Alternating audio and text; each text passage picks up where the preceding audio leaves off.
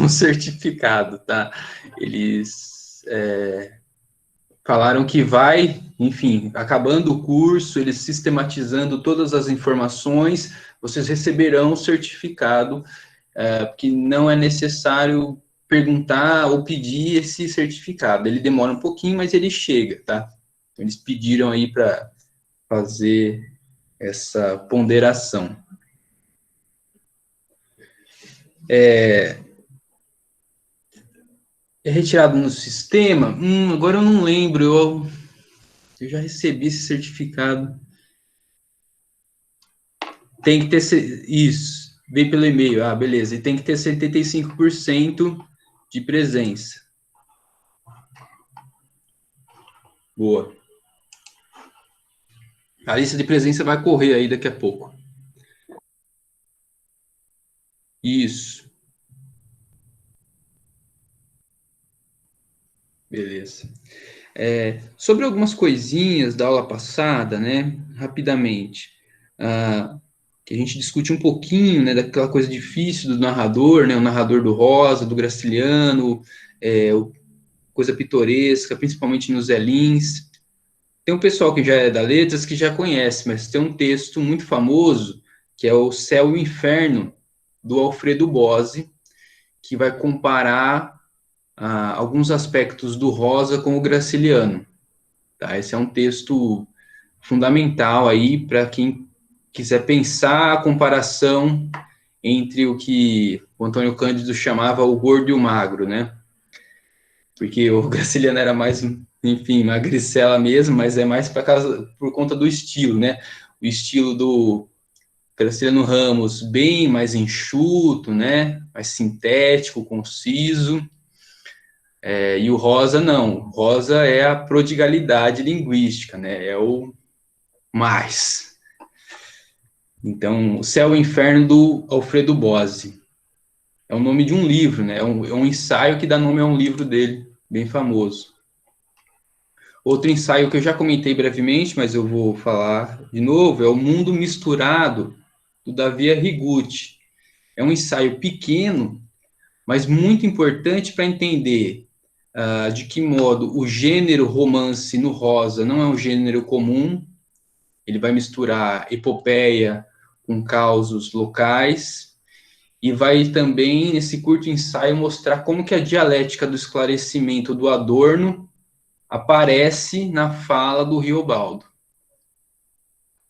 Por último, eu comentei na aula do Bacurau, fiz um breve comentário sobre questão de gênero no Bacurau. Quem fala disso é a Rita Von, né? Rita Von, eu não sei falar o último nome dela, né? O seu nome artístico. A drag, né? Faz excelentes vídeos aí na área das humanidades. Teve um debate sobre Bacurau promovido pelo podcast Mamilos, né? Aquele bom podcast. Fizeram um debate com várias pessoas, incluindo o Pacote, e essa questão apareceu ali, só para dar os créditos devidamente. Beleza? Então, acho que é isso.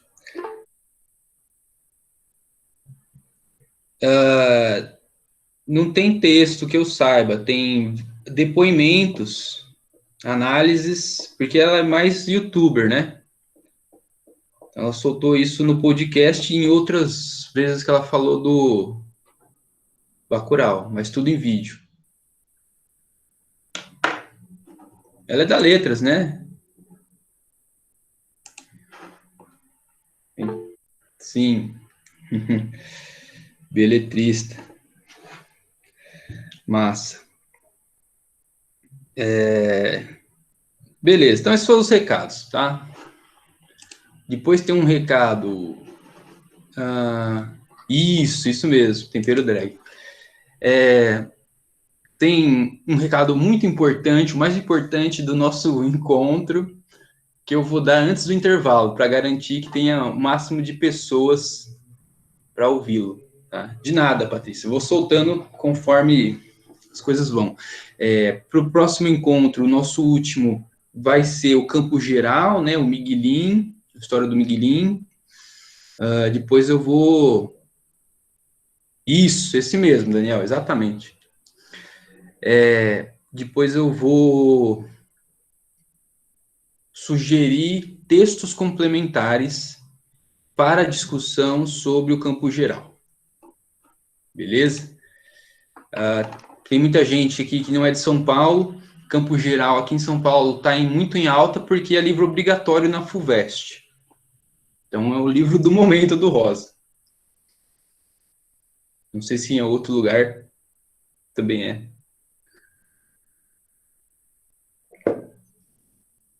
Bom, beleza. Recados dados, vamos à aula. Então hoje, Sara Palha, né? Hoje é uma aula que tem bastante texto, então eu vou acionar vocês para me ajudarem na leitura. Não se acanhem, também não fiquem acanhados de atropelar o colega, porque se você atropelou, tem o outro slide para ser lido, tá? Então, venham com tudo nessa leitura aí, para ficar um pouco mais dinâmico. As páginas dos trechos, eu vou usar essa edição aqui, né, da Nova Fronteira, edição preta, foi a que circulou durante muito tempo, antes da capa bege, né, capa dura. Então, essa edição aqui que eu estou usando como referência no PowerPoint. Ok? Beleza. Por que Sara Palha? Alguns motivos. Primeiro, a importância que Sara Palha tem para o próprio Rosa. Sara Palha, vocês viram, né, sobre a Maleita, que tem o nome também de Cezão, entre outros nomes. O livro Sagarana, como a gente comentou, deveria se chamar Cezão. A primeira versão dele é Cezão. E naquela primeira versão de 37, o conto que abria o livro era o Cezão, que hoje a gente conhece como Sara Palha. Tá? Então, o Rosa deu uma importância nuclear para este conto. Um conto, curiosamente, que ele fala que não gosta muito. Mas aí a gente tem que desconfiar do autor, né? Ele não gosta, não pelo seu acabamento estético, mas pelo seu conteúdo, né? A gente vai ver aí um certo eco de uma frustração de um médico nos rincões do Brasil, né? Coisa que marcou muito a biografia do Rosa. Então, se ele não gosta, provavelmente, ou melhor, ao ponto de que ele gosta menos, provavelmente é porque tem aí esse incômodo biográfico por trás. Sara Palha já caiu na segunda fase da FUVEST na prova de biologia, por exemplo. Então, eu inventei essa aula, que já foi dada, pensada para ser uma aula interdisciplinar. Vocês vão ver que ela também é um leque de possibilidades, que você pode puxar um fio aqui e outro ali para usar a seu bel prazer. Então, é uma aula interdisciplinar que, em tese, você pode acionar outros professores. Quando eu inventei para acionar outros professores. Essa aula já foi dada de outra maneira no curso de biologia. E já, enfim, teve um professor de geografia que me ajudou. Então, assim, dá para acionar totalmente a biologia, a geografia, a história, professor de redação e outras áreas da humanidades. Tá? Esses os mais imediatos. E você usa como você quiser ali, no seu contexto, como couber. A área da biologia é uma das mais presentes no conto. E você tem duas entradas aí na área da biologia. Uma entrada que é a mais óbvia, que é a da doença. A gente vai falar disso. A outra entrada é a discussão do valor do discurso científico. Essa é uma outra entrada da biologia que reverbera, claro, na área das humanidades. Então, tem várias entradas no texto, tá? Ah, eu quero dar essa aula sozinha, beleza. Eu dei essa aula sozinho, né? Apesar de ela já ter rolado em biologia, em geografia me ajudou, etc., eu dei ela sozinho. Mas eu dou conta de dar aula de biologia? Dá. Aliás, o professor de português não pode temer a biologia, né? A gente tem que se enveredar pela biologia às vezes. O exemplo mais clássico é para introduzir o Machado de Assis. Como que você vai explicar o humanitismo se o aluno não sabe o que é darwinismo social? Bom, mas para entender o que é darwinismo social, ele tem que entender o que é seleção natural. Porque um é uma deturpação do outro. Então você explica, a seleção natural é isso, isso, isso, e aí deturparam para o darwinismo social, aí o Machado ironizou com o humanitismo. Mas lá no começo você tem que apresentar e reapresentar para o aluno o darwinismo. Então não tenham medo da biologia, encara ela. Você não é professor de biologia, então não tem obrigação de dominar todos os detalhes. E é isso aí. Beleza? Alguma dúvida? Podemos começar? Tranquilo? Tranquilo, né? Essa aula é a aula que eu dei para eles mais ou menos, tá? Assim como a aula passada. Os textos dos slides estão mais ou menos organizados conforme a progressão do conto, tá? Então eu estou tentando seguir ali a cronologia do conto. É uma outra página que altera e depois, no final, tem um flashback. Mas por que está daquele jeito ali? É a cronologia do conto. Isso é uma forma de acompanhar os alunos. Então, ó, o que aconteceu nessa primeira parte? Isso. Na segunda, isso. Na terceira, volta ao que aconteceu na primeira. Então, importante seguir aí a cronologia também. Beleza. Então, vamos embora. Deixa eu pegar aqui.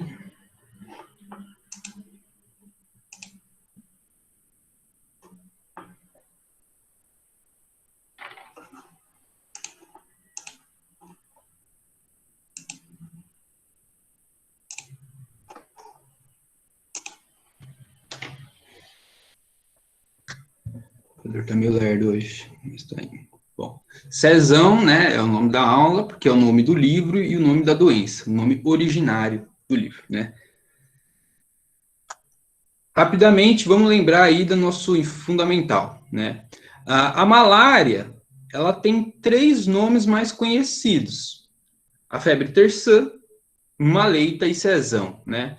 Ele, no livro, no conto, ele vai ser chamado, sobretudo, de maleita e cezão. O nome malária praticamente não aparece. O que causa a malária, né, é um plasmódio. Plasmódio é um protozoário, um ser unicelular, tá? E aí você tem 3 espécies: o Plasmodium vivax, o Falciparum e o malária.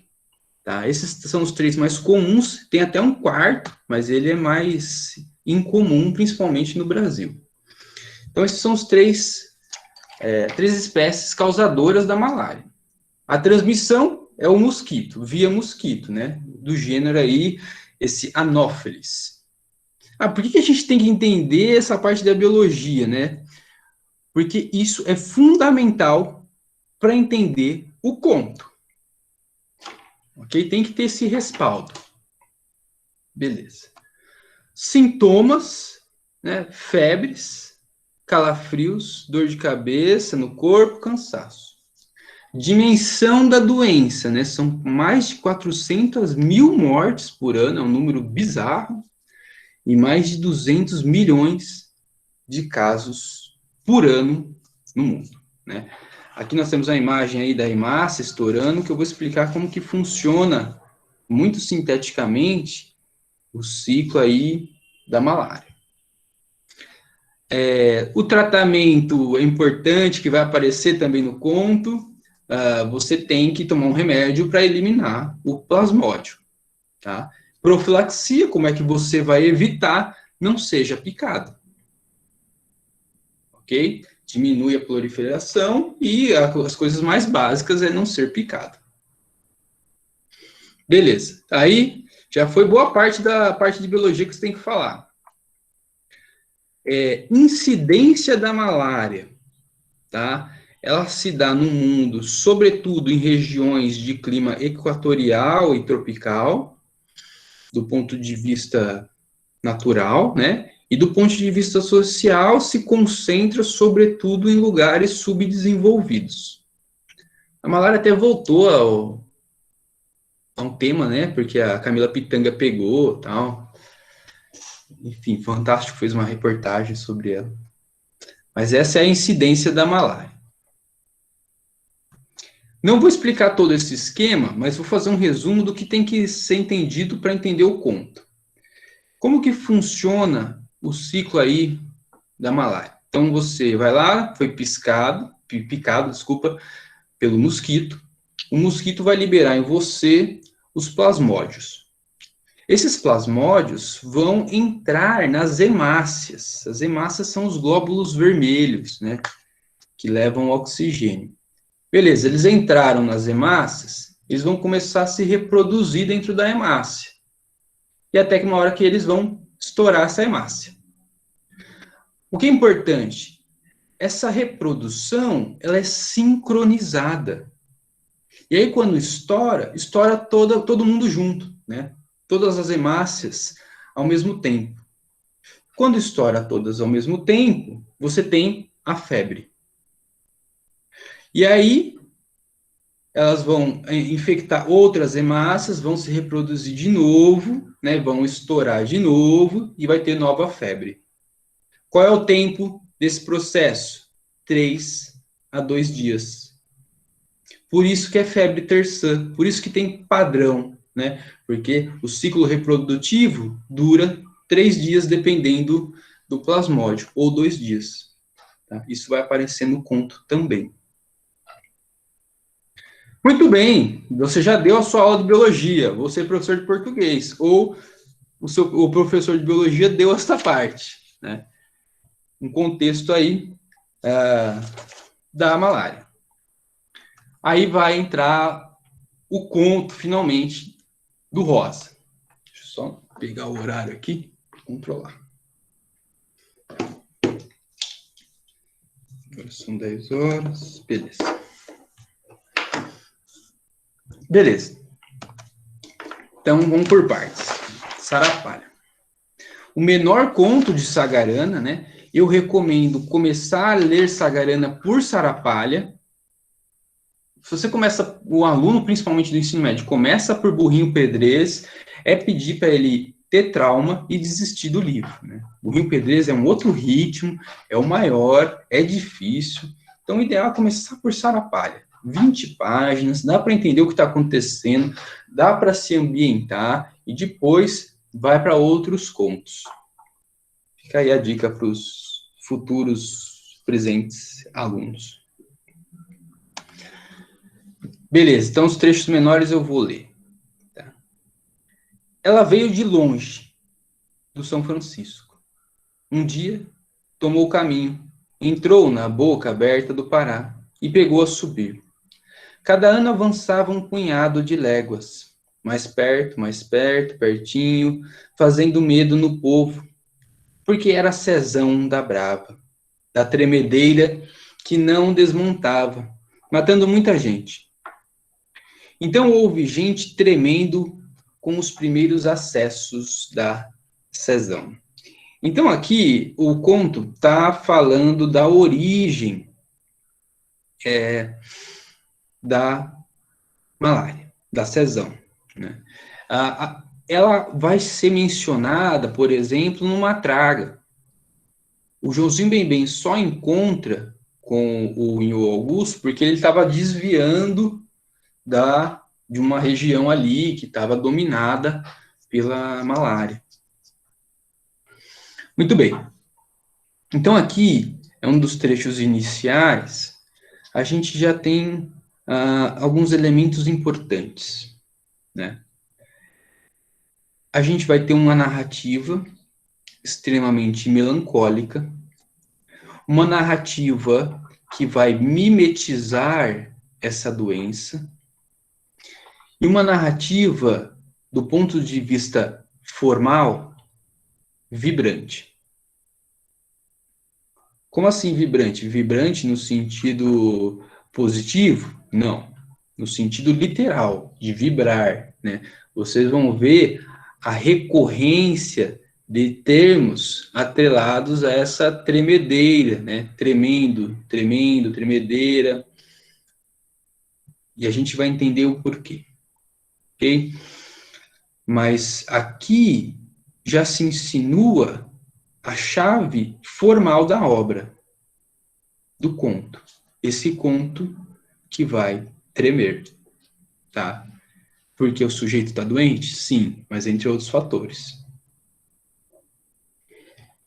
Tudo bem.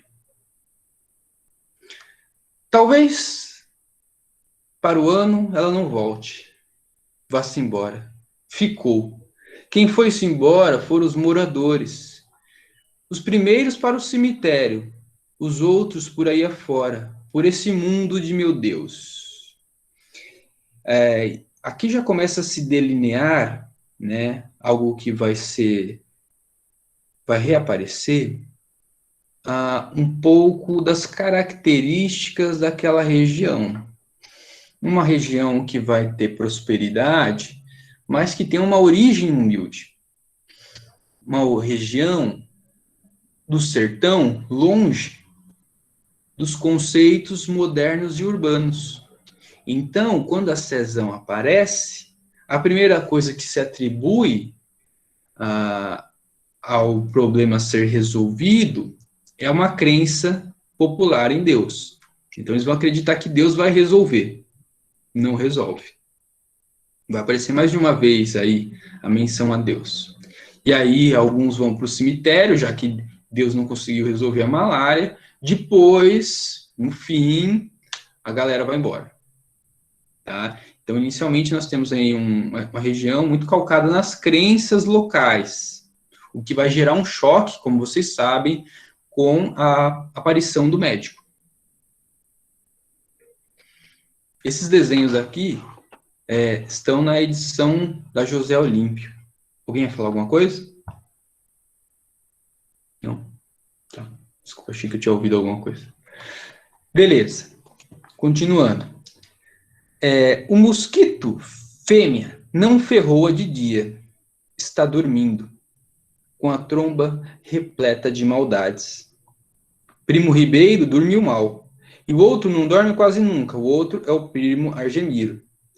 Mas ambos escutaram um mosquito a noite inteira, e o anofilino é um passarinho que canta mais bonito na terra bonita onde mora a maleita. Mais um dos trechos iniciais. O que a gente já consegue depreender desses trechos? Primeiro, esse começo, o mosquito fêmea não ferroa de dia, mostra que o conto vai seguir um rigor científico. Tudo que aparece aqui do ponto de vista da ciência em relação à malária está correto. Não tem nenhum erro conceitual aqui. Tá? Então, o Rosa está acionando os seus saberes aí da medicina para construir essa narrativa. De fato, é o mosquito fêmea. São sempre elas que picam, os machos nunca picam. E, no caso, é de noite. Então, uma simples menção já mostra que a descrição da doença é uma descrição verossímil. Tá? E isso vai continuar ao longo da narrativa. E aí começa, aos poucos, a estilização dessa doença. Então, eu falei lá, no comecinho, que o nome técnico do gênero era esse Anopheles, né? E aí, no conto, ele aparece como anofelino, né? Então, uma versão aportuguesada aí do gênero causador, transmissor, né? Desculpa. Então, dois elementos do âmbito aí científico que aparecem na narrativa, a serviço da narrativa. Outro ponto importante é que a gente já consegue notar aqui a postura do narrador. É o anufilino, é o que traz a desgraça local, né, as tragédias locais, e ele é um passarinho que canta mais bonito, na terra bonita, onde mora a Maleita. Então aqui nós temos uma metáfora para caracterizar esse mosquito. Uma metáfora que vai idealizar. Ele é um passarinho e canta bonito na terra bonita, essa terra que está devastada. Ou seja, o narrador, ele não só é conivente com essa ambiência narrativa, como ele vai ajudar a romantizar a doença. Então, o ponto de vista da enunciação vai caminhar junto com o ponto de vista dos personagens que ficaram, os dois primos. Isso é muito comum em todo o Sagarana, né? O ponto de vista da enunciação, o narrador que endossa ou joga simplesmente um olhar condescendente com a narrativa. Você não tem narradores que vão censurar ou narradores irônicos. Em Sagarana é sempre nesse narrador aí que caminha junto do personagem. Algo semelhante a gente vai notar no campo geral. Muito bem. Então, aqui, uma coisa que começa a aparecer. Então, a gente já sabe qual é a postura do narrador. Vocês leram, sabe qual é a postura dos personagens. São posturas afinadas. O que vai de encontro com a postura do autor, o Rosa, e a visão do médico. A gente vai ver como isso aparece. Mas de antemão já se abre essa vereda para nós. Visão do narrador e dos personagens se contrapõe à visão do autor e do personagem médico. Beleza. Alguém quer ler esse trecho curto, por favor?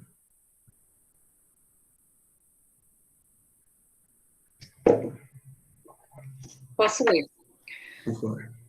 O sol cresce, amadurece, mas eles estão esperando é a febre, mais o tremor.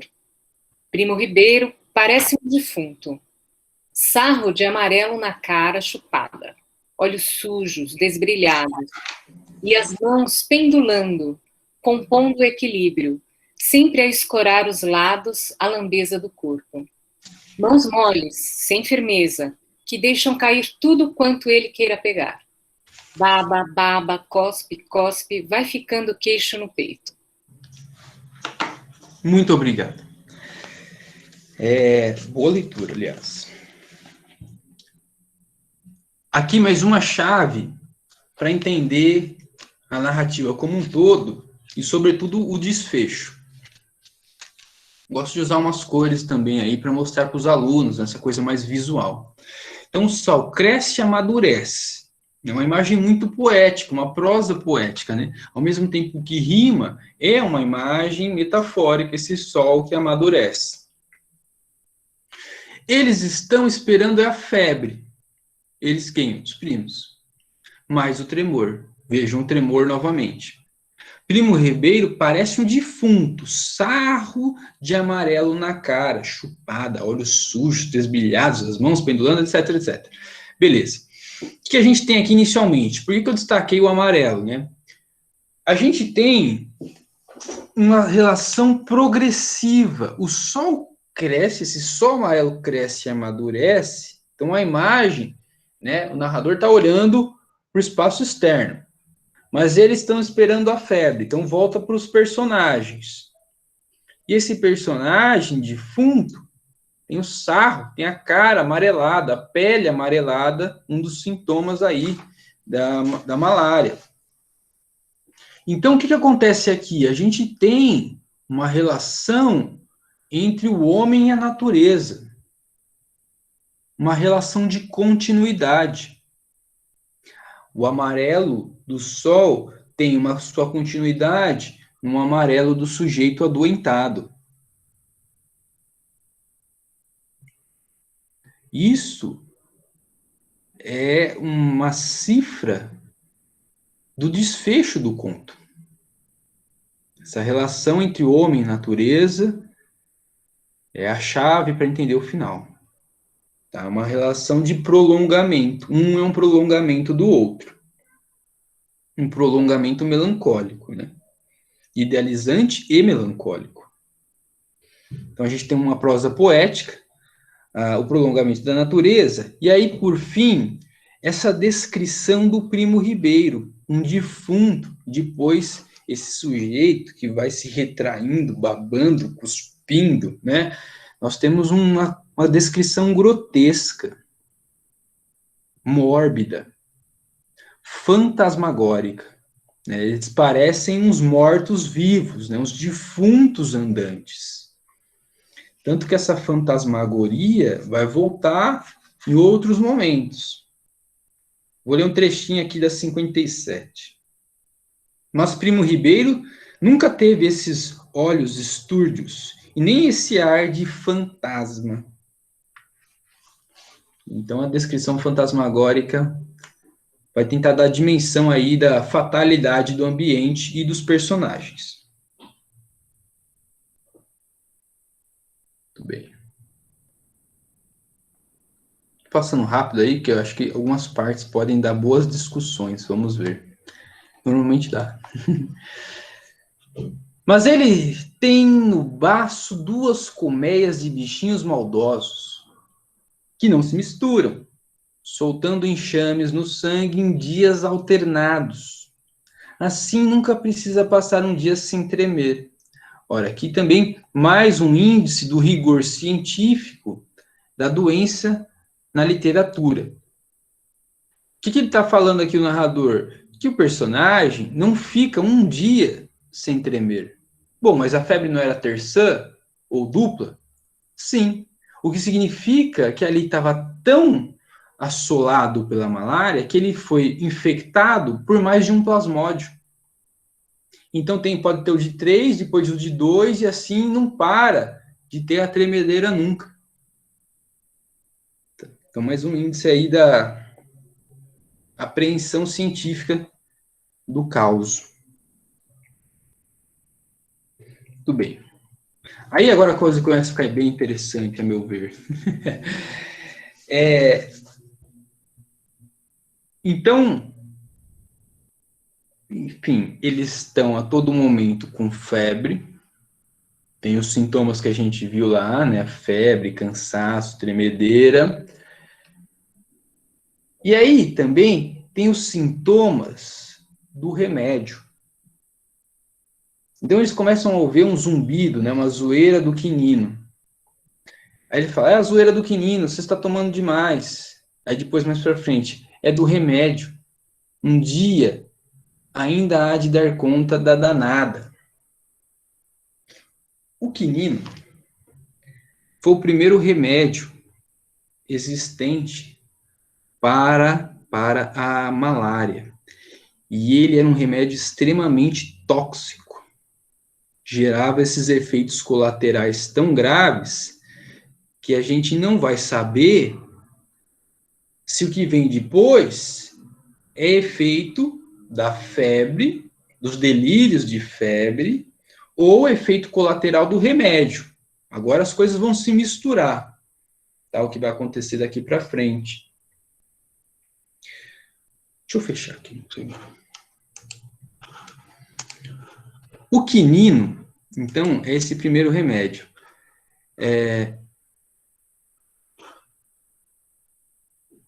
Depois eu vejo aqui, eu estava um burrinho pedreiro, desmontava. O quinino, então, é esse primeiro remédio. O quinino, ele voltou aí, ano passado, sobretudo, a ser muito discutido. Alguém sabe por quê? É a cloroquina? Isso. Cloroquina. Veja, a gente vai falar o conto do Rosa vai fazer a gente pensar os nossos dias atuais. É por isso que ele está aqui. A cloroquina é um remédio, é o remédio atual para a malária. Tá? Ele tem uma estrutura molecular muito parecida com o quinino, né? E não é tóxico como o quinino. Onde que tem quinino? Eu perguntei isso para os alunos, né? Ninguém sabia. Na água tônica. Os caras nunca tinham tomado água tônica. Isso. Aí fica difícil, né, pô? Com gin. Não, com gin funciona, né? Se tomar água tônica com gin vai resolver, todo mundo sabe. E aí, o que rolou no começo do coronavírus? Umas blogueiras inclinadas a, vocês sabem qual movimento, falavam que você podia tomar água tônica, que você estaria ali, de alguma maneira, se cuidando, né? Não lembro se era imune ou se era um remédio, mas defendeu-se a água tônica para a Covid. Parece absurdo, você fala, pô, não é um absurdo, sim, mas tem um fundo de verdade, porque o quinino se aproxima da cloroquina e a cloroquina era tida como efetiva e eficiente contra a Covid. Tá? No fim, a cloroquina não funciona, né, já se provou há muito tempo, quanto mais uma água tônica. Tá? Vale esclarecer para o aluno que a quantidade de quinino na água tônica é muito pouco, né? Então, você não vai ficar intoxicado se tomar uma água tônica. Então, enfim, é isso. A cloroquina aqui no conto. Cloroquina não, né? O quinino. Beleza, gente? Deixa eu só aproveitar aqui e ver o que está acontecendo aqui. Comecei por burrinho e traumatizei. Não, burrinho não é o começo. Certamente. Mas alguém tem que falar isso, né? Desmontava. Não sei do que você está falando, Leônidas. Era só um que tinha no seu slide, Lucas. Tava escrito. Tá. Aí no livro tava desamontado. Pode ser. Aquele ali eu colei do PDF, né? Então pode ser que o PDF tenha mudado alguma coisa. Isso acontece. Já fiz quase uma análise errada no mestrado porque o PDF inventou uma palavra lá. Então tome cuidado com os PDFs.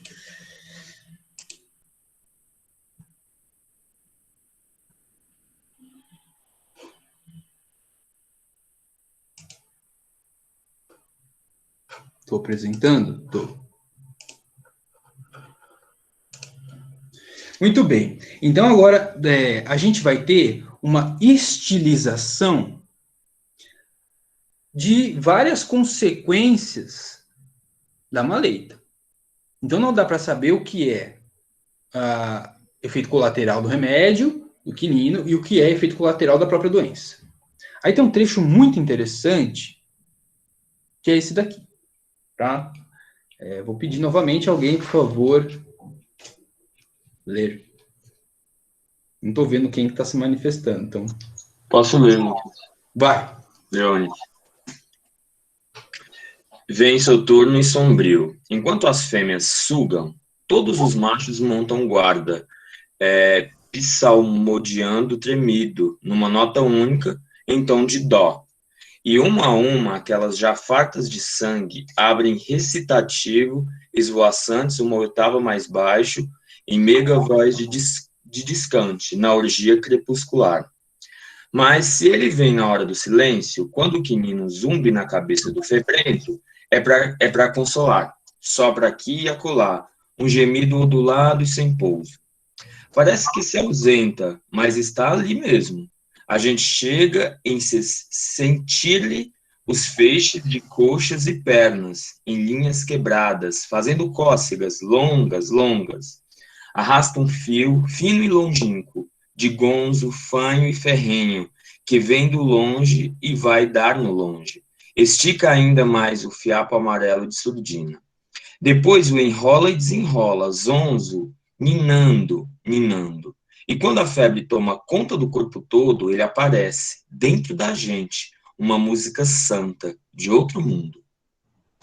Muito obrigado, hein? Seu Tom já vai responder o que eu vou perguntar. Esse é um trecho para mostrar para os alunos. Vale perguntar para ele, né, não sair dando resposta, qual é a visão que se tem aqui, ainda que eu grifei, da doença. A doença é algo ruim? É algo ruim. Mas o narrador vai atrelar aspectos positivos. Música, né, nota de uma música, o dó. E aí começa também a receber uma carga erótica, essa orgia crepuscular. O gemido não é só porque o sujeito está febril, né? Ele vai ter um delírio, vai estar anestesiado, e eles vão falar, de fato, né, que o começo da febre é prazerosa. Então, vai ter uma articulação aqui de prazer com delírio, com uma carga erótica que vai ser recuperada depois, tá? Então, é um tom melancólico? É um tom melancólico. Mas existe uma certa idealização do narrador e uma erotização da doença. Ok. Aí você tem esse trecho, você tem que perguntar para o aluno o seguinte. Eu vou usar o termo técnico do ponto de vista da teoria literária, e aí depois a gente pode pensar como que pergunta isso para o aluno. A pergunta correta é, de que modo o que aconteceu antes, né? Que aqui, não sei se vocês repararam, é um trecho logo em seguida, né? Ele fala, é a zoeira do quinino. A gente não sabe se é a zoeira do quinino, se é o próprio mosquito que está rondando, se é o estado febril delirante. Beleza. Do ponto de vista da teoria literária, a gente perguntaria assim, de que modo aquele conteúdo, a zoeira do quinino ou o mosquito, está objetivado no texto. Ou, para usar um termo do Adorno, de que modo está sedimentado no texto. Ou ainda formalizado. Para o aluno, a gente pode perguntar como aquele conteúdo foi, entre aspas, transformado em forma literária, em estrutura literária. Tem vários índices aqui, né? Tem uns menores da formalização da zoeira e da própria doença, mas tem um que é principal. Qual? Vamos falar demais. Eu estou perguntando para vocês. Onde está a principal formalização da doença? Eu não estou vendo no chat, tá?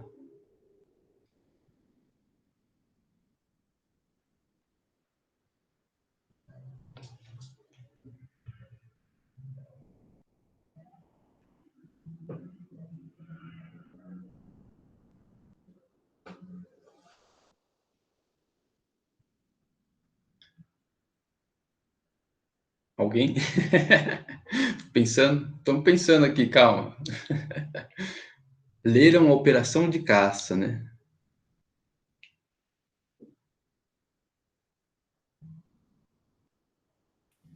Nos Unidos? Nos Unidos, muito bem. Onde está os Unidos?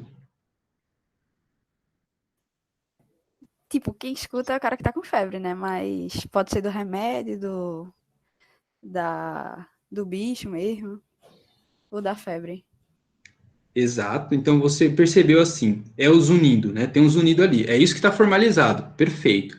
Agora onde isso está no texto?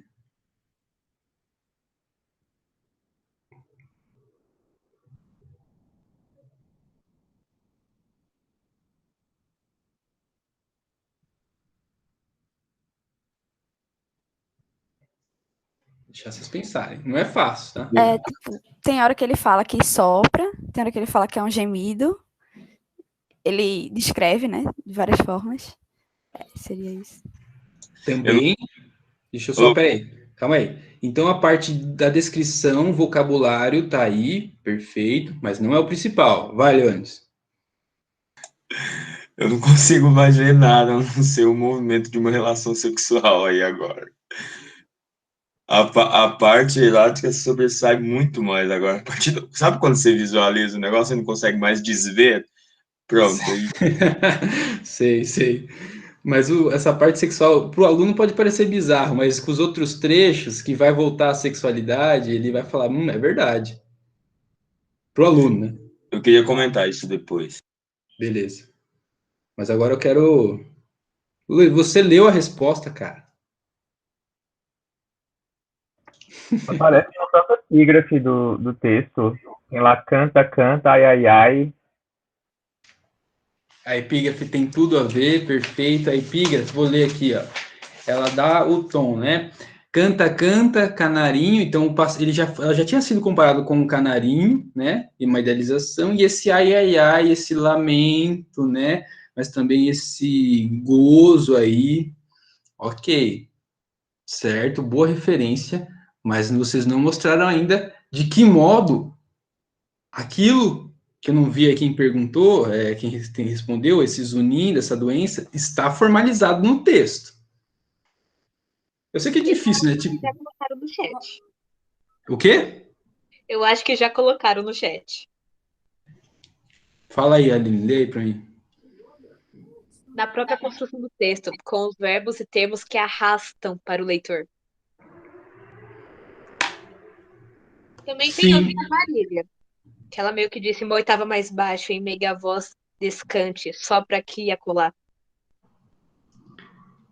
muito bem. Tem a ver com a seleção vocabular, corretíssimo. Tem a ver com esse dó perfeito. Então, tem a ver com a sonoridade.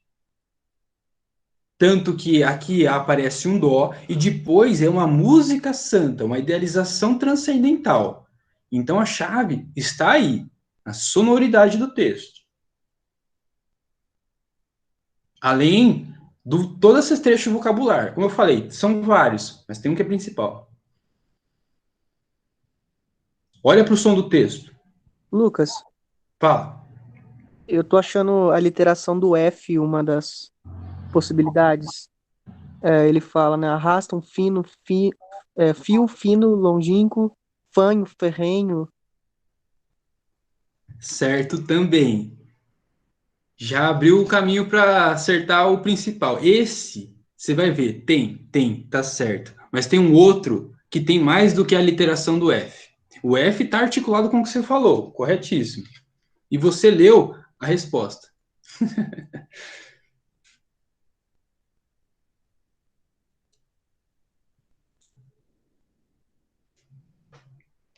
Leones, faz assim para mim. Eu vou fazer um pedido carecido para você, tá? Manda. Faz para mim o som do mosquito ou do zumbido do quinino.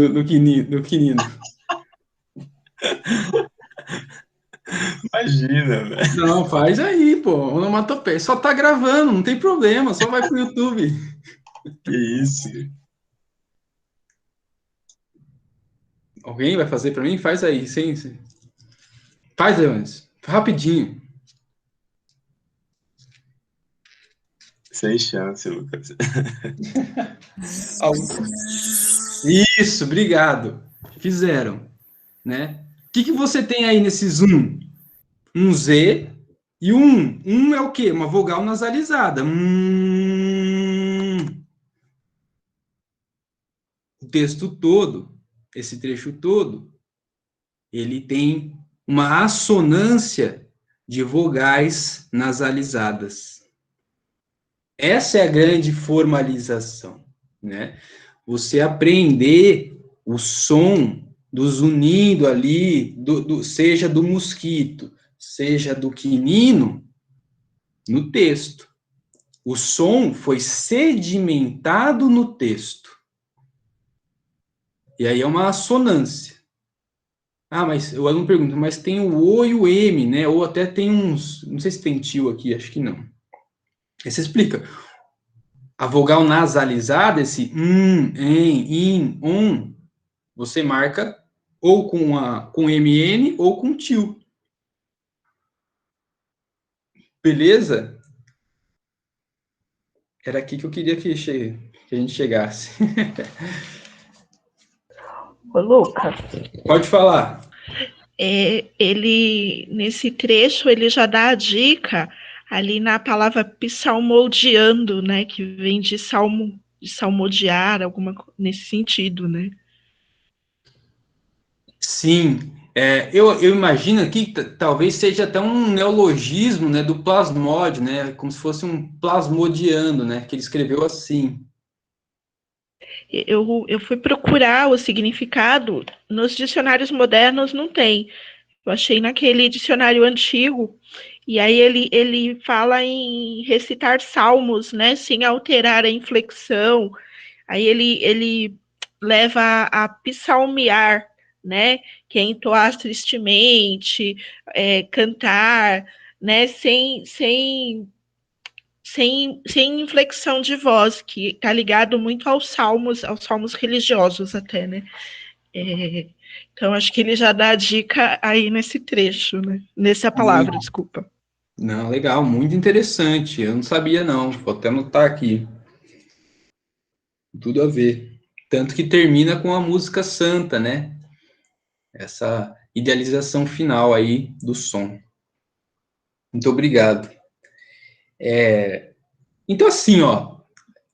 Aqui, você pega esse trecho e aquele do Moisheigo lá, Moishego, Ego. Você não preparou a aula, porque o diretor chega para você, você tem que substituir a aula amanhã, você não tem aula preparada, você coloca aquilo ali e esse trecho aqui, os alunos ficam lá a aula inteira tentando caçar o significado, entendeu? Então, aí os recursos aí para a gente usar. Tudo bem. Posso continuar? Ô, Lucas, posso só Fala. falar? E tem algumas coisas no chat que eu acho que seria interessante discutir. Então, vamos ver aqui, vamos parar um pouquinho aqui, que hoje não tem pressa. Hoje a Posso aula é só mais curta. falar o que eu ia falar, que eu falei que queria comentar depois, Lucas? Pode. Você tinha falado, né, algumas estratégias, inclusive foi uma das nossas primeiras tópicas lá na primeira aula, que foi como levar isso para o aluno, né, para o adolescente, para o aluno de escola pública, a gente conversou aquele dia. E aí hoje você falou também que começaria por esse conto, não pelo burrinho. Eu não dou aula para o ensino médio, né, então eu dou só até o 9º ano. Só que no 9º ano eu trabalho um pouco de Guimarães Coelho, trabalho Machado de Assis. E aí eu sempre me pergunto, né, todo ano são as turmas diferentes, como que eu vou abordar Machado? E eu começo sempre pela questão da erotização. Sempre. Eu falo, gente, ó, isso aqui é sexo.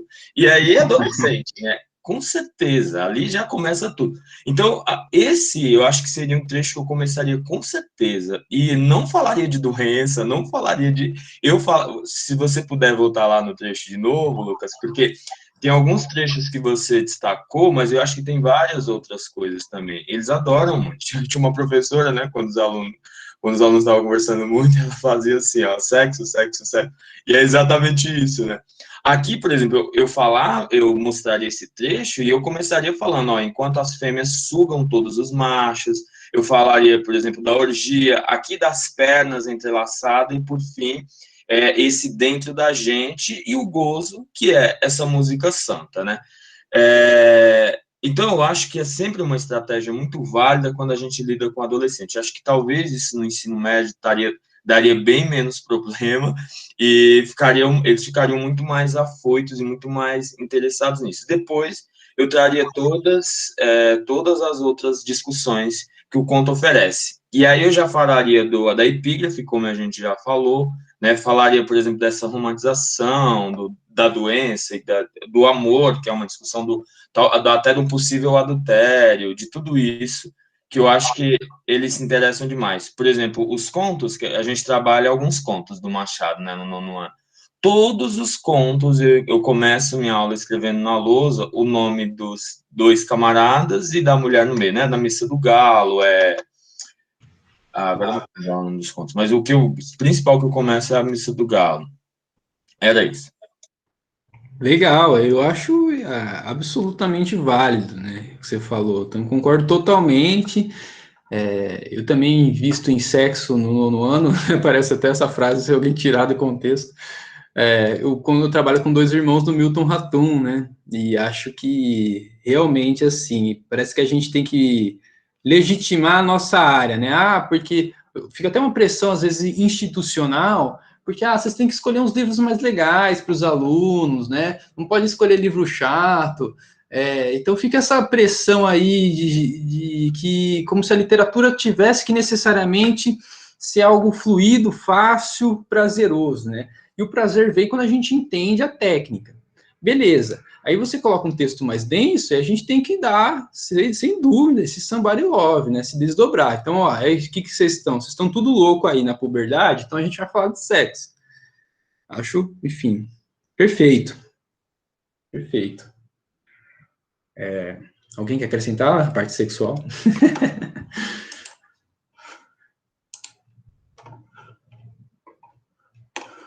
Sim, né? Não só institucional, mas na comunidade, né? Total. A gente só não vai criticar aqui o Felipe Neto, porque no ponto de vista da política ele tem prestando um serviço muito grande para nós. Então vamos deixar ele falar mal do Machado e falar mal do Bozoloco. Deixa eu ver aqui, para de graça. O Salmo, o Cântico, né, dos Cânticos. Tem um trabalho da Adélia, que ela vai mostrar todos os paralelos do Rosa com os Cânticos dos Cânticos. Bem interessante. E tem um livro também, eu não posso pegar depois, que é só as referências bíblicas no Rosa. Eu posso olhar aqui no intervalo e mostrar depois a referência. Isso pode ser considerado prosa poética? Absolutamente sim. Sim, total. Total. A prosa do Rosa é absurdamente poética. Tá? Muitos recursos são acionados. Uma coisa que você pode comparar com os alunos é a diferença da prosa poética do Rosa para a prosa poética do Alencar. Né? O Iracema, sobretudo, né? Iracema que também é uma continuidade da natureza, mas aí numa outra chave.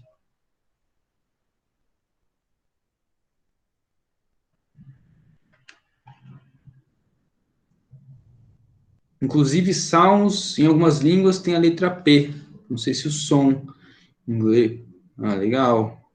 É isso aí. Então, a gente... É isso. Perfeito. Eu não sabia desse... Para mim, era só um neologismo do plasmódio. Mas não, né? Tem essa referência aí que vocês encontraram. Perfeito. Muito legal. E é isso, né? A parte para entender o todo, sempre. Se eu abordo isso no ensino fundamental na escola onde eu atuo, meu Deus do céu. Temos que aproveitar o quanto a nossa sociedade ainda não se concretizou ainda enquanto Gilead. Né? A gente está no caminho. Muito, Joyce, muito, né? Tem vários trabalhos que comparam a prosa do Rosa com a prosa do Joyce. Tem um conto de Tutameia que o Rosa faz em homenagem a um conto do Joyce, né? Ele vai fazer o mesmo procedimento e vai dar o mesmo nome da personagem. Bom, acho que é isso, né? A gente volta pro sexo, cloroquina e zumbidos.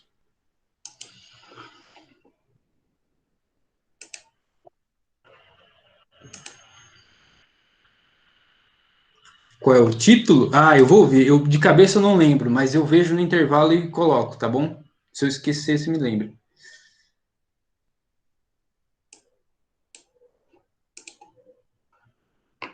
Tô tipo o Paulo Guedes, né? Tá gravando? Não acredito que tá gravando. Zoeira. Vamos continuando aqui. Aí, então nós temos aí a estilização, não é?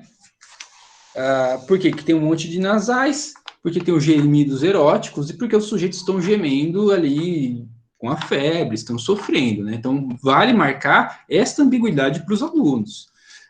Então, a interpretação erótica é uma das interpretações possíveis que o texto nos coloca. E como tudo é ambíguo, essa carga erótica convive com a carga fatalista.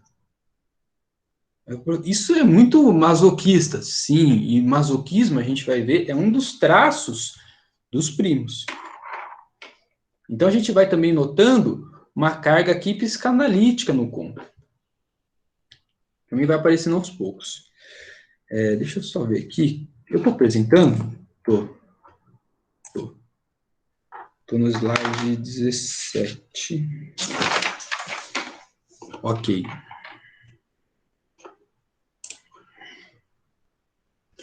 Alguém, novamente, peraí, alguém, por favor, eu vou, antes de alguém se habilitar, são 2 slides, tá? Então você vai ler, eu vou passar e tem mais um. Posso ler? Por favor. Lembro, doutor apessoado, engraçado, vivia atrás dos mosquitos, conhecia as raças lá deles, de olhos fechados, só pela toada da cantiga. Disse que não era das frutas nem da água, que era um mosquito que punha um bichinho amaldiçoado no sangue da gente.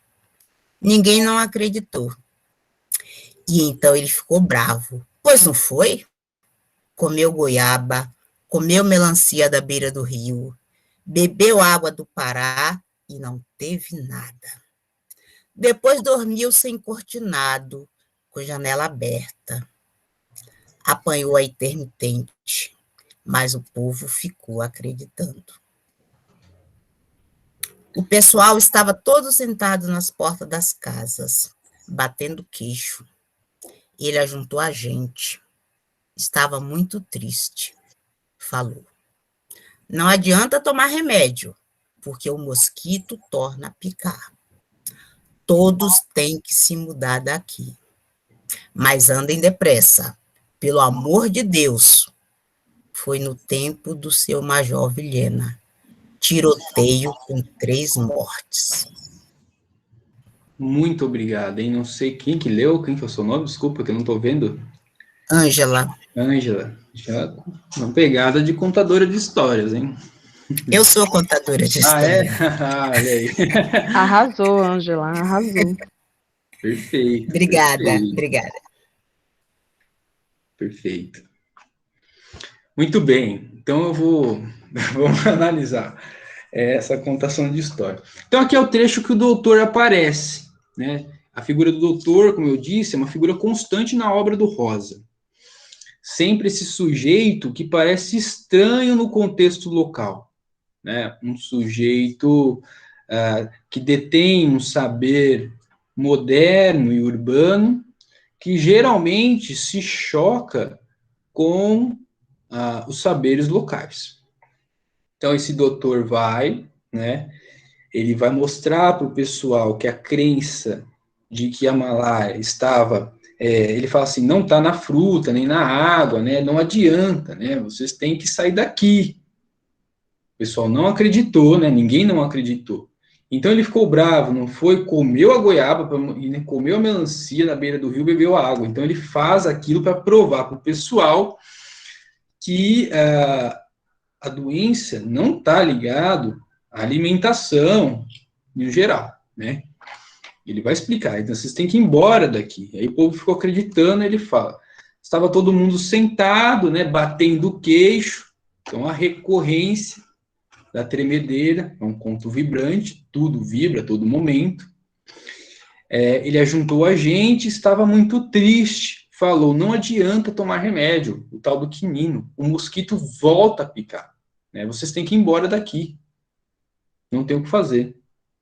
Depois ele fala do major, que a gente vai comentar depois.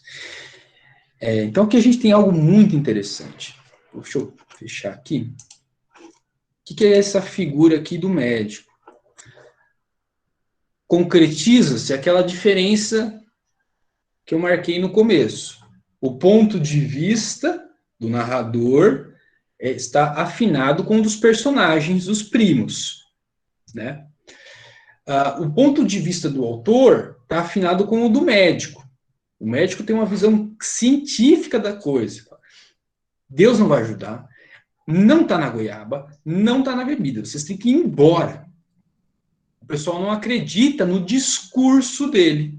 Esse discurso urbano, civilizado, racional, etc, etc. Quando que o pessoal vai acreditar? Quando ele mostra. Aí, nesse trecho, eu acho que abre uma discussão muito interessante e que você usa quanto você quiser. Vou fazer um pouco só, pontuar, beleza, vou aumentar, esgarçar, fazer virar, por exemplo, uma redação. Muito legal. Qual é a discussão? Inicialmente ali, não se atribuiu valor ao discurso científico. Aí você pega os seus alunos e fala, tá, vamos pensar a diferença do discurso científico, né, a validez do discurso científico ali e hoje. Nossa sociedade contemporânea. Aí tem que entrar em alguns conceitos. Então, primeiro, você tem que mostrar para o aluno que aquela região é uma região, né, exatamente, a gente vai chegar no negacionismo. Aquela região é uma região mais simples, né, uma região do sertão. Então, ali se tem duas coisas misturadas. Primeiro, aparentemente, o discurso científico, que é uma visada urbana, não existe ali. Ele só existe quando o médico aparece. Tá? Então, ele não é uma verdade pré-estabelecida. A gente não sabe qual é o contexto anterior, mas, enfim, se existisse a ideia de ciência ali, ela não é tida como crível. Tanto que todo mundo acha, né, ou todo mundo atribui a Deus a solução. Então, a questão da ciência no rosa, né, é um outro contexto. Né? Quando se passa no ponto de vista histórico, se passa na Primeira República, começo da República. Então, o sertão brasileiro, Primeira República. A ciência, ou ela não existe ali, ou ela não é crível. Né? É uma coisa muito rarefeita, está muito distante. Aí faz os alunos pensarem, qual é a diferença da ciência, de não acreditar na ciência hoje? Você pode estar em São Paulo, no centro de São Paulo, né, o ápice da civilização urbana. Enfim, falhou, mas enfim. E ainda assim tem um monte de gente negando a ciência. É uma outra questão. Porque aqui a ciência, ela existe e ela é crível. O que você tem? Negacionistas e revisionistas. Os próprios terraplanistas tentam provar que a Terra é plana de maneira científica. Então a ciência é crível. O que se faz? Deturpar essa ciência. Aí tem que buscar um pouco da reflexão da pós-verdade, né? Que até caiu como tema da Unicamp algum tempo atrás. Tem um livro muito interessante da Dublinense, que é esse Ética e Pós-Verdade. Tem uma galera, só tem gente boa aqui, né? Tem o Christian Ducker, tem o Julian Fuchs. Vamos explicar um pouquinho aí da pós-verdade. A pós-verdade é bem interessante porque ela vai reverberar na literatura contemporânea. Quem já deu aula ou estudou 9 noites, vai entender o que eu estou falando, vai entender não, vai lembrar do que eu estou falando. Né? Só para falar um pouquinho, pós-verdade é uma consequência da pós-modernidade. A pós-verdade surge quando os Estados Unidos vão invadir o Iraque e o Afeganistão em busca de armas nucleares. Né? É o famoso guerra ao terror. Depois descobriu-se que nunca existiram essas armas e que, na verdade, ali era uma intolerância religiosa. Por que isso é pós-verdade? Porque foi a primeira vez no formato nosso contemporâneo, que institucionalmente, né, uma narrativa oficial é mentirosa. Então, a pós-verdade é isso. São mentiras propagadas por instituições, governos, e são tidas como verdades. Tá?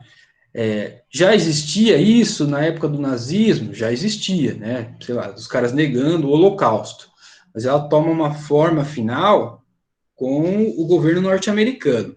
E isso vai se tomando dimensões infinitas. É ali que surgem os terraplanistas, os olavistas. Todo mundo zombava dos caras. Hoje eles estão no poder. A gente tem que ter uma visão muito, muito crítica desse questionamento da ciência. O terraplanista, ele não usa ciência? Usa ciência. Mas ele propaga uma mentira? Propaga. Mas o que ele faz? Estou usando o terraplanista mas serve para outros elementos. Você parte de uma tese e você vai deturpar o procedimento, o método científico para provar aquela tese.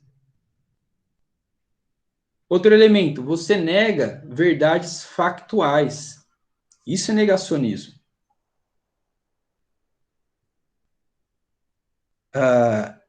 É o que está no Orwell, né? Por isso que o 1984 está tão vendido, né? Daqui a pouco a gente está falando que 2 mais 2 é 5, como aparece no 1984. Então, assim, todas as verdades universais e consensuais, com a pós-verdade, elas passam a ser questionadas. Eu questiono porque isso satisfaz o meu âmago. Mas antes, eu era um solitário. Com a internet, eu encontro outros malucos que vão questionar alguma coisa, que vão falar que a vacina gera autismo. E aí eu me sinto parte de um grupo, eu crio uma identidade. E isso vai tomando força.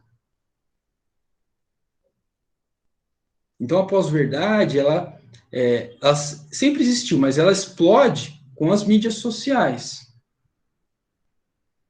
E com certeza agora o pessoal está repensando a pós-verdade, porque ela foi teorizada bem antes da Covid. Com a Covid, virou, não é nem mais pós-verdade, é o pós-absurdo. Você tem, sei lá, o Trump e o Bolsonaro falando que a cloroquina funciona. Discurso oficial. Tratamento precoce, discurso oficial. Que não é uma verdade. Também não é uma falácia, é um sofisma. Você usa uma mentira articulada com cara de verdade. Uma retórica.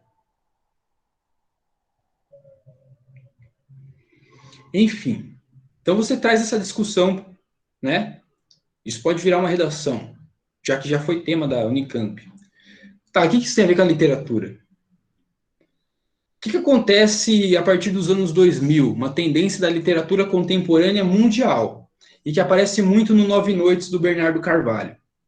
A nossa realidade, ela vai sendo ficcionalizada. A gente tem as narrativas da realidade. Se a realidade é ficcional, a ficção vai fazer o caminho inverso. Vai tentar se aproximar da realidade. Então, a nossa ficção contemporânea, às vezes, vai se aproximar de um aspecto documental, de um trabalho antropológico. Vai perdendo a ficcionalização porque a realidade já é muito ficcional. A balança inverte. Isso está escancarado, por exemplo, no Nove Noites. Eu não sei se ele cai ainda no vestibular. Alguém sabe? Se já saiu?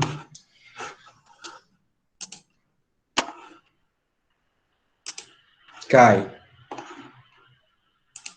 Tá. Enfim, então acho que vale fazer esse contraponto do discurso científico. Outra coisa. para finalizar, por que o pessoal lá acredita, né? Porque o médico, ele vai mostrar o método científico, ele vai comprovar para eles. O pessoal olha o método científico e aí eles acreditam e depois vão embora. A Natália Pasternak, ela fez uma fala recentemente tentando explicar o porquê o pessoal não acredita na ciência hoje. Porque o pessoal não tem consciência do que é metodologia científica. A metodologia científica explicou, a cloroquina não funciona, mas eu não sei qual é a validez do método científico. Então, hoje, né, a gente não tem uma ciência crítica, uma ciência que problematiza, tá? E aí gera essa infinidade de questionamentos. É isso. Alguém quer comentar alguma coisa da ciência? Lucas, Pode falar, Lili. eu queria comentar isso, porque eu acho que a ciência, ela ainda está muito atrelada a uma elite, né? Principalmente aqui no Brasil, assim, no terceiro mundo, vamos dizer assim, né? Então, a gente tem uma elite intelectual, econômica, que tem essa interação com a produção científica, e a população em geral fica muito à margem de tudo isso, né? E acho que não é só uma questão do sistema, né? Nós, como também parte dessa elite intelectual, né? Querendo ou não, professores, educadores também. Eu acho que falta também todo um trabalho nosso de formiguinha mesmo, de estar trazendo a população para ter consciência do que é ciência, e não apenas saber o que é, mas vivenciar, que seria na escola, né, principalmente. De vivenciar experiências com ciência, com metodologia científica e tudo mais. Então, eu me preocupo muito com isso, sabe? Eu trabalho numa comunidade aqui e quando a gente vai realmente conversar com as pessoas, é muito esse retrato que Guimarães Rosa traz, sabe? Não faz parte da realidade, simplesmente não faz parte da realidade, é uma coisa muito distante. A realidade científica, conceitos da ciência são quase uma ficção, porque não faz parte da realidade da pessoa. E a gente que tem essas outras, participa de outras visões de vida e tal, tem outras experiências, fica achando que, nossa, essas pessoas estão alienadas da realidade, sabe? Então precisa de ter uma empatia, se colocar no lugar do outro, porque o universo do outro é outro mesmo. Funciona com outras regras, com outras lógicas de vida, né? Eu acho que é isso.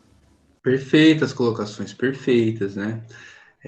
E isso é interessante, né? O que a Lilian traz. A realidade social do Rosa também está distante da nossa? A Lilian falou, não. Pelo contrário. Não é? Acho que tem dois problemas aí, então, né? Pegando a fala da Lilian. Primeiro, o problema social.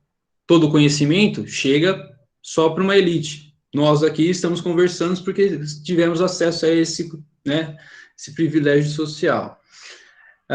Esse é um problema, certamente. Outro problema é que mesmo essa elite que teve acesso ao conhecimento não tem acesso a uma ciência crítica. Tanto que, quando saem as pesquisas iniciais dos bolsonaristas, uma classe gigantesca que tem universidade já, ensino completo, ensino superior completo. Ou seja, para terminar a faculdade, ele passou pelo conhecimento científico, mas ele não tem uma visão crítica da ciência. Cristiane, manda. O que eu ia falar está muito ligado ao que a Lilian falou. Na primeira aula que a gente teve, se conversar, a gente não aprofundamos muito mais sobre como chegar a esses textos, né, do Guimarães, do Machado de Assis, do Graciliano, na escola pública, no aluno da escola pública.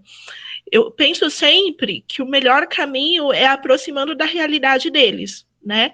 Ontem eu estava lendo o texto para a aula de hoje e eu pensei, a primeira coisa que me veio na cabeça se eu fosse fazer uma aula é essa questão do como eles trataram a doença lá no Guimarães e o como hoje a gente trata Covid, a dengue e todas as doenças, né? Chegando muito perto do que a Lilian falou, né? De não ser perto da realidade deles, né? Eu não sou professora, eu estou no terceiro semestre da licenciatura, mas eu trabalho no administrativo de uma escola pública há 12 anos. Então, assim, eu estou muito perto da comunidade. E faz 6 anos que eu trabalho numa escola pequena, né? E é no bairro que eu moro. Então, eu conheço muito de perto a comunidade. Aí, quando o Leonis falou da questão da sexualidade e tal, na escola que eu trabalho, sem condições de trabalhar isso. Então, a gente tem que ver também o caminho que a gente chega, né? Talvez na escola que ele trabalhe, em outras escolas, a escola que eu trabalho hoje é Fundamental 1 e 2, talvez no ensino médio isso seria mais aceito, mas acho que sempre que eu fico imaginando como eu vou montar uma aula, é chegar perto da realidade do aluno, né, a realidade que ele vive. Então, trazer o Vidas Secas para falar da fome, né, trazer como é que chama lá, os Lopes, para falar da violência, né, e aí vai muito, você não queria falar do Felipe Neto, mas eu vou falar um pouquinho. Quando o Felipe faz a crítica, né, eu vejo duas coisas. A primeira é essa, de a gente, como professor, como educador, fazer esses textos mais antigos para a atualidade de hoje, né? E a segunda coisa que eu vejo é a gente tem que oferecer para o aluno ler, né? O que o aluno vai ler, né? Vai ler literatura infantil, vai ler coleção Vagalume, vai ler HQ da Turma da Mônica, né? No primeiro momento não é importante o que ele vai ler, mas que ele leia. Porque quando chegar na obrigatoriedade de ele estar, né, falando da questão dos textos que ele vai precisar lá para o vestibular, que ele vai precisar ler para a gente trabalhar em sala de aula, o aluno já está acostumado.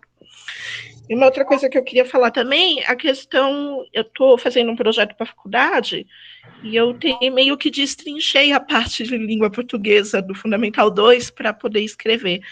E a BNCC ela é interessante, com todas as críticas que a gente tem que fazer a ela é interessante porque ela foi aprovada num governo negacionista, por um ministério negacionista, por um ministério que, né, por um governo eleito por fake news, e ele é muito clara, ela é muito clara em trabalhar o texto jornalístico para o combate da fake news, né?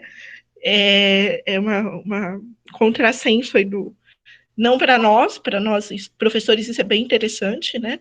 Mas para quem aprovou, eu acho que não leu, né? Porque ela tem 600 páginas, duvido que esse povo tenha lido, mas ela fala muito nisso, na questão de trabalhar com os alunos o texto científico, trabalhar tudo isso, né? E é isso. Legal, perfeitas colocações, acho perfeita, né? Essas estratégias a gente tem que se adequar ao terreno que estamos, né? Uma escola em que não temos tanta liberdade ou uma liberdade cerceada, velada, então a gente vai ter que entrar por outra chave, né? E enfim, a BNCC tem a sua parte que é muito bonita mesmo, uma parte de resistência, né? Bem lembrado. Boas colocações, perfeito. Já vou dar a palavra para a Selma. O Krenak, né? Krenak tem feito muitas discussões interessantes, né? E ele é um sujeito muito sintético, então dá para colocar vídeo para os alunos, ou os livros deles, que eram lives, né? São bem curtos, acho, enfim, boa citação. Fala, Selma.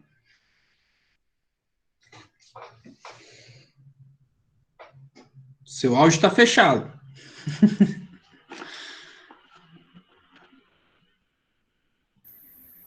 Para se ler criticamente, o exercício precisa começar no nível no ensino fundamental 1. Eu dava para a segunda série primária, atualmente primeira, né, a distinção entre senso comum e senso resultado da prova, da verificação. E as crianças captam isso. Incrível, eles captam. Então, desde o início da escolarização, se tem que começar a elaborar esse senso crítico. Se não dá, nisso que o Lucas falou, passa pela faculdade sem perceber o que é uma opinião e o que é o resultado de pesquisa. É só isso. Obrigada. Perfeito, Céu, perfeito. O pensamento crítico, ele anda junto com o pensamento, né? E se o sujeito está pensando, ele deve ser confrontado com isso sempre, também concordo. BNCC tirou a questão de gênero, né? Isso mesmo. Isso mesmo, essa dimensão sombria aí. Aí eu já não sei, hein? Lucas? Pode falar, Lili. Oi, só complementando a Selma, eu acho que, inclusive, a criança que está matriculada na educação infantil, desde a educação infantil a gente pode estar trabalhando isso. Essa diferença entre opinião e ciência, obviamente tratando de uma maneira lúdica, né? A partir do brincar, das linguagens da criança. Mas eu acho que, desde cedo, né? É muito importante a gente trabalhar.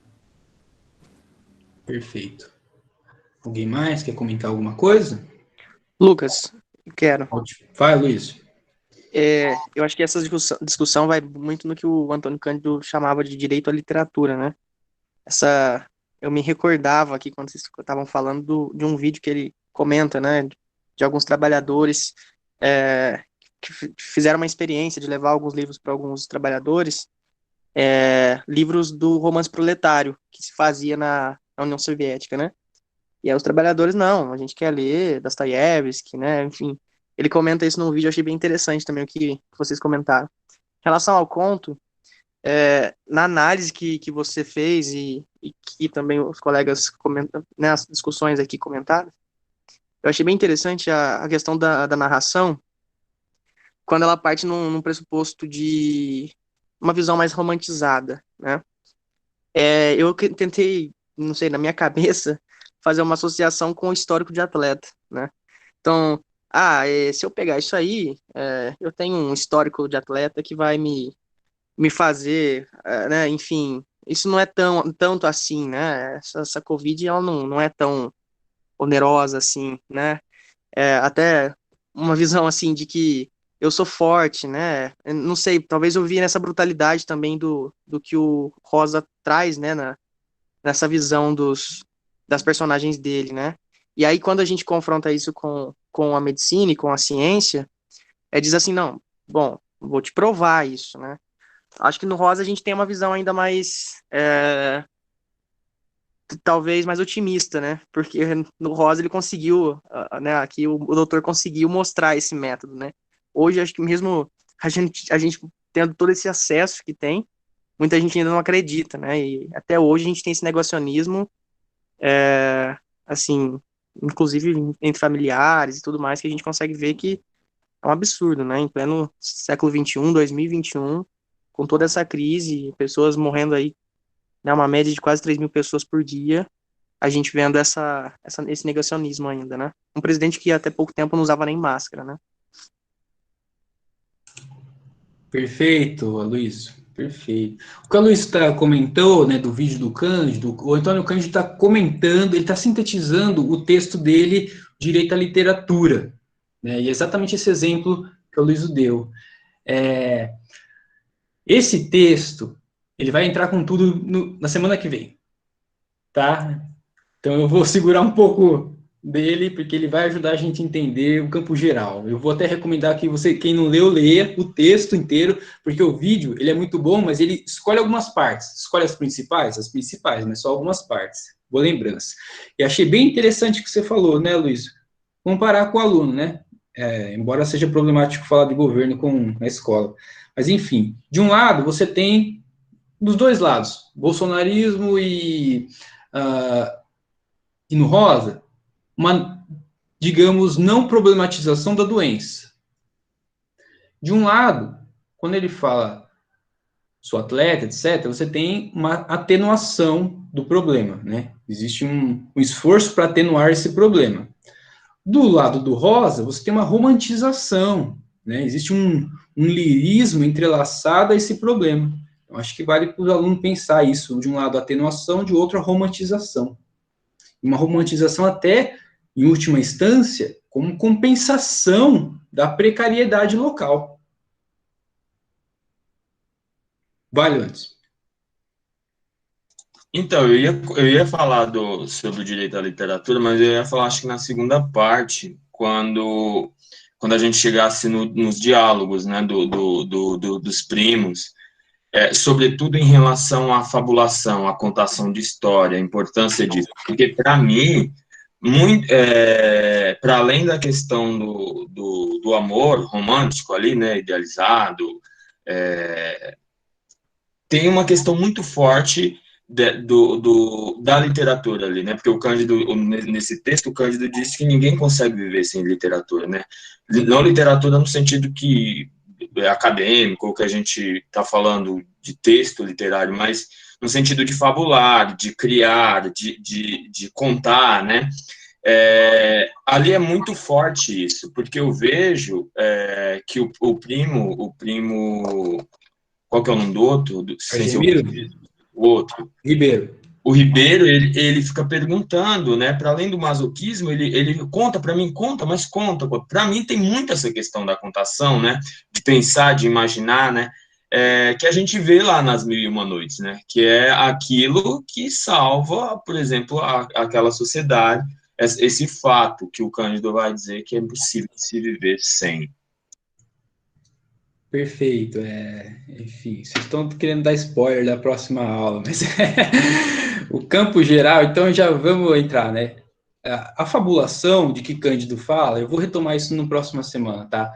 Ela é inerente ao sujeito, né? E ela é vital, né? Ela sempre vai ajudar você a compensar alguma coisa. Então, vamos pensar como que essa fabulação entra no campo geral, semana que vem. Mas aqui é o que o Leandro falou. Existe um culto à fabulação. Conta a história para mim. Não, eu não quero contar. Conta a história. Ele vai contar uma história paralela, que é a história da Luísa, né? O sujeito que é o capeta, ele vai fugir no rio. Mas não foi de trem, não, foi no rio. Então, existe uma necessidade pela fabulação. Fabulação é contar histórias. E vai aparecer nos slides daqui a pouco, a gente volta nisso. Acho que a gente pode fazer intervalo, mas antes do intervalo, segura aí, gente. Então, a gente vai fazer o intervalo daqui a pouco, eu preciso falar de uma última coisa, e a gente volta a todas essas discussões, tá? Não tem muito mais, tem pouco slide para frente, acho que vai dar tempo de a gente discutir bastante hoje. Preciso mostrar algo importantíssimo antes do café da manhã. Eu prometo que volto no chat também. Toda aula precisa de uma bagunça, né? Essa aula já está meio bagunça já, mas enfim, a gente vai ter a nossa bagunça na última aula também. O que eu faço com os meus alunos? Quando eu dou, por exemplo, eu dou aula até a segunda série, né? Então, na segunda série, eu faço um sorteio de um livro. Sorteio um Manuel de Barros, né? Às vezes os alunos me enganam, eu faço sorteio de outros livros em outras séries também. Então, já sorteei Helena Ferrante, por exemplo. Quer dizer que eu vou fazer um sorteio de um livro? Não. Mas vai ter um sorteio? Vai ter um sorteio. Do quê? Vou mostrar.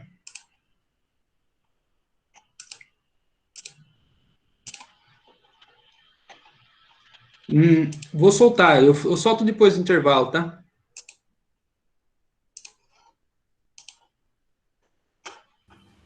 Deu a expectativa, fiquei curiosa. Espero atender a expectativa, né? Então é isso aí, ó. Isso é um caderno que a gente mandou fazer, né? É uma bailarina de Taubaté que está trabalhando com artesanato, e ela faz uns cadernos caseiros, tal, né? E aí ela fez um para mim, né? Esse aqui. E o outro vai ser sorteado aí para quem resistir até o último encontro, no último momento. Ok? É isso que vai rolar na última aula. Tá? Posso mandar a foto depois no grupo também, para dar uma atiçada. ok? E depois posso passar o contato também, para quem quiser e não for sorteado.